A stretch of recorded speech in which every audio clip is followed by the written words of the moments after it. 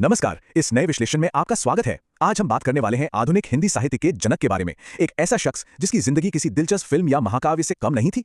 जरा सोचिए, एक ऐसा इंसान जो एक राजा की तरह जिया, लेकिन अपनी कला और अपने देश के लिए अपनी ही मर्जी से कर्ज में डूबकर जान दे दी। जी हाँ, हम बात कर रहे हैं भारतेंदु हरिश्चंद्र की और उनके इस बेहद विरोधाभासी और अद्भुत जीवन की। तो चलिए शुरू करते हैं। आगे बढ़ने से पहले जरा इस एक सवाल पे गौर कीजिए। परम सत्य की रक्षा के लिए कोई इंसान किस हद तक जा सकता है? क्या वो अपना सब कुछ लुटा सकता है? यह सिर्फ एक सवाल नहीं है, बल्कि ये उस पूरी जिंदगी की नींव है जिसे आज हम समझने वाले हैं। एक ऐसी जिंदगी जो अटूट नैतिकता, जबरदस्त नाटकीय तनाव और असीम व्यक्तिगत बलिदान से भरी हुई थी। 1850 के दशक के बनारस का वक्त था। एक रईस घराने का युवा अपनी पारिवारिक संपत्ति को पानी की तरह बहा रहा था। जब लोगों ने उन्हें इसके लिए टोका तो उनका जवाब सुनिए। उन्होंने कहा, मेरे पूर्वजों को धन ने खा लिया, अब मैं इसे खाने जा रहा हूं। क्या बात है ना? और देखिए, ये कोई साधारण अहंकार या बड़बोलापन नहीं था। ये साहित्य और कला को बढ़ावा देने के लिए अपनी पूरी संपत्ति लुटा देने का एक जानबूझकर लिया गया और बेहद साहसिक फैसला था। भाग 1, भारत का चंद्रमा। आइए उनके शुरुआती जीवन और उन दिलचस्प विरोधाभासों पर नजर डालते हैं। देखिए, इनका असली नाम तो हरिश्चंद्र था, लेकिन हम उन्हें भारतेंदु के नाम से जानते हैं। क्या आप जानते हैं इसका क्या मतलब है?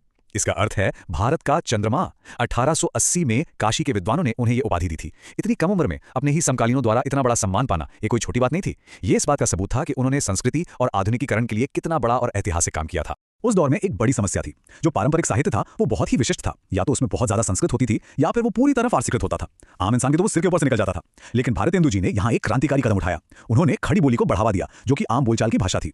उन्होंने एक झटके में साहित्य को राजा महाराजाओं के दरबार से निकालकर आम जनता के हाथों में थमा दिया। भाग 2, आधुनिक हिंदी के जनक। अब हम देखेंगे कि कैसे इस युवा ने एक पूरा नया साहित्यिक ढांचा खड़ा कर दिया। जरा इस नंबर पर ध्यान दीजिए, 18। आश्चर्य की बात है ना, मात्र 18 साल की उम्र में उन्होंने कवि वचन सुधा नाम की एक पूरी पत्रिका ही शुरू कर दी थी। कल्पना कीजिए, इतनी छोटी सी उम्र में उठाया गया ये एक ऐसा कदम था जिसने रातों रात पूरी देश में विचारों के आदान प्रदान और नई सोच के लिए दरवाजे खोल दिए।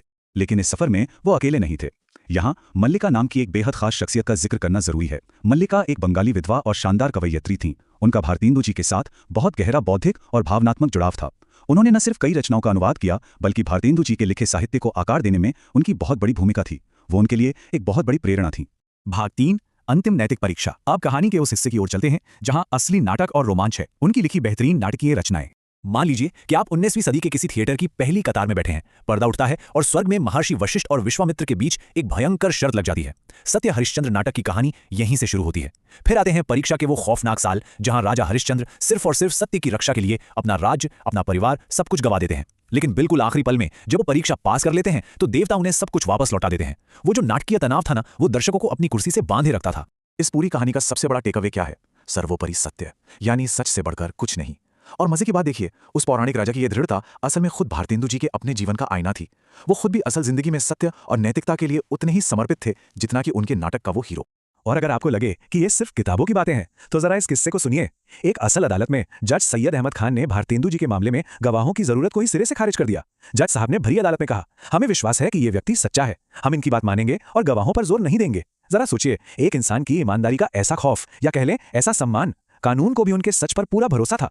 भाग 4, अंधेर नगरी। आइए अब उनके तीखे राजनीतिक व्यंग्य और निडर आलोचना की दुनिया में चलते हैं। क्या आपने कभी किसी ऐसे बाजार के बारे में सुना है जहां सब कुछ एक ही भाव बिकता हो? अंधेर नगरी नाटक बिल्कुल ऐसे ही एक बेतुके और अराजक बाजार की कहानी है। एक ऐसा बाजार जिसका राजा एकदम मूर्ख है और वहां साधारण पालक से लेकर बेहतरीन और महंगी मिठाई तक हर एक चीज बिल्कुल एक ही कीमत पर मिलती है ना? बिल्कुल पागलपन। और इसी बेतुकेपन से हमारी भाषा को वो मशहूर मुहावरा मिला जो हम आज भी इस्तेमाल करते हैं, अंधेर नगरी चौपट राजा। एक ऐसा अंधकारमय शहर जिस पर एक अयोग्य और बेवकूफ राजा का राज है। ये सिर्फ एक नाटक नहीं था, बल्कि इसके जरिए उन्होंने अंग्रेजी हुकूमत के उस भ्रष्ट कानूनी और प्रशासनिक तंत्र की धज्जियां उड़ा दी थीं जो उस वक्त देश पर राज कर रहा था। उनका एक और कमाल का नाटक था भारत दुर्दशा। इसमें उन्होंने भारत को ही एक ट्रैजिक हीरो यानी त्रासद नायक के रूप में दिखाया। और उनके दुश्मन कौन थे? डिसलॉयल्टी यानी विश्वासघात, आलस्य और रोग जैसे पात्र।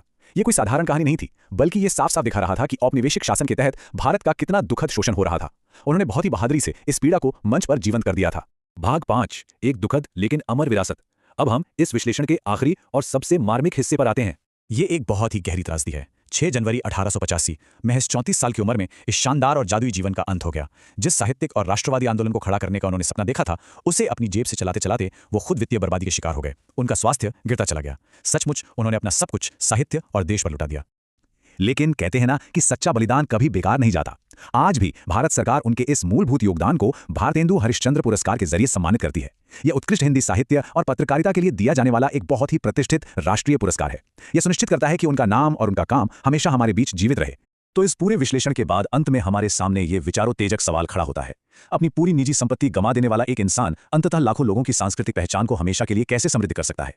भारतेंदु हरिश्चंद्र का ये परम बलिदान और सत्य के प्रति उनका अटूट समर्पण ही वो कारण है जिसने उन्हें आधुनिक हिंदी साहित्य के अमर जनक के रूप में हमेशा के लिए स्थापित कर